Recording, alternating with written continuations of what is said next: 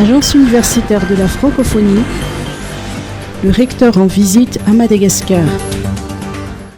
Le recteur de l'Agence universitaire de la francophonie, le professeur Selim Kalbouz, est dans nos murs du 11 au 13 mai. Sa visite consiste à dispenser une formation sur l'employabilité et l'entrepreneuriat étudiant au profit des enseignants et formateurs des établissements dans tous les niveaux et cycles, du primaire à l'enseignement supérieur. Plus d'explications dans cette interview du professeur Selim Kalbouz, recteur de l'AUF. Nous avons construit la nouvelle stratégie à horizon 2025.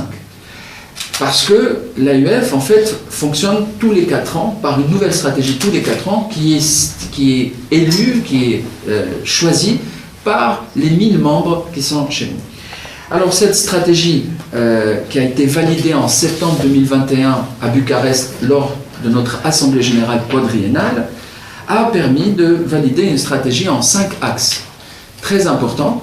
Et les 5 axes, vous allez voir, touchent et intéressent Madagascar. Le premier axe, c'est la transformation numérique. Il est très très important de parler justement de la place du numérique, que ce soit dans l'enseignement, par l'enseignement à distance, par la formation à distance, que ce soit pour la gouvernance des établissements ou alors bien entendu dans la recherche. Deuxième axe, après la transformation numérique, c'est l'emploi et l'entrepreneuriat. L'idée, c'est comment faire pour développer davantage cet axe qui est prioritaire pour votre pays.